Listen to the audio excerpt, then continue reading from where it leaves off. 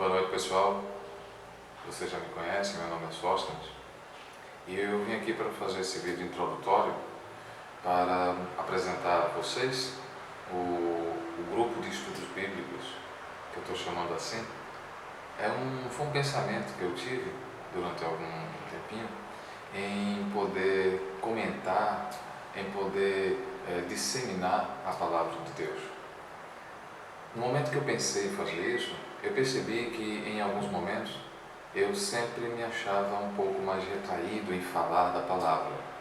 E isso eu via que, porque eu me sentia que sabia muito pouco, não sabia nada, o que é que eu vou poder apresentar? Acontece que eu percebi que mesmo eu sabendo muito pouco, eu costumo dizer que eu sou muito neófito ainda no conhecimento do Evangelho, eu percebi que as pessoas ao meu redor, elas sabiam ainda menos. E mesmo esse pouquinho de coisa que eu sabia, já seria um montinho de coisa para essas outras pessoas. Daí, juntando com esse meu pensamento, eu achei que a gente poderia então começar a fazer uma leitura de algum livro da Bíblia e a partir disso a gente se juntasse e começasse a comentar, a discutir alguns aspectos para entender, de fato, para entender as mensagens que estão escritas na palavra. Para isso, eu fiz algumas propostas a vocês. Que primeiro a gente fizesse a leitura, começasse pelo Evangelho, pelo Novo Testamento.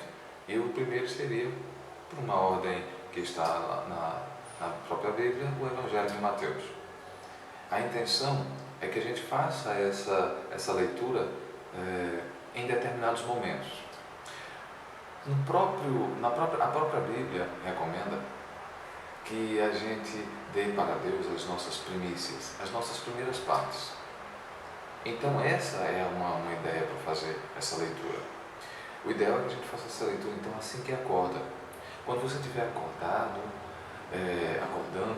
e estiver agradecendo pela noite de sono, agradecendo por ter mais um dia, e agradecendo e pedindo proteção para as coisas que vão acontecer no seu dia, você leia, pegue a sua Bíblia e leia também um capítulo.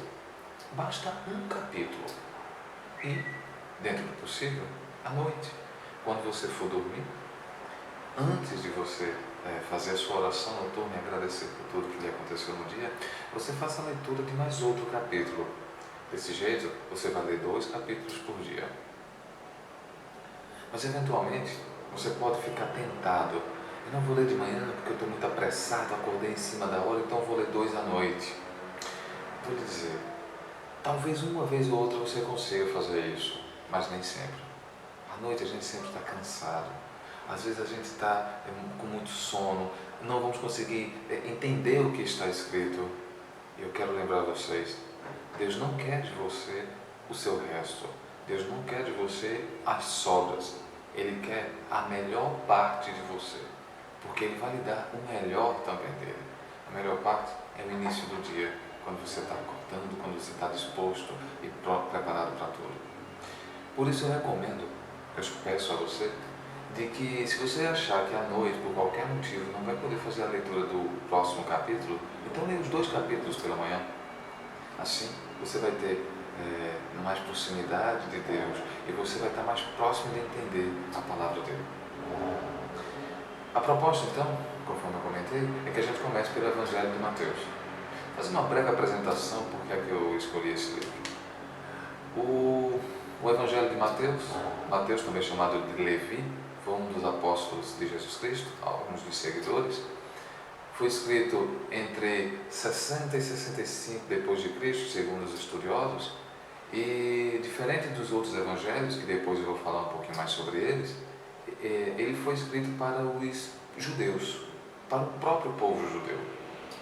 Assim, a principal característica do livro de Mateus, do Evangelho de Mateus, é de que ele mostra muitas coisas que aconteceram no Antigo Testamento, as profecias que os profetas, é claro, faziam, mostrando que aquelas profecias que foram citadas no Antigo Testamento, elas vieram a se realizar com a vinda de Jesus Cristo.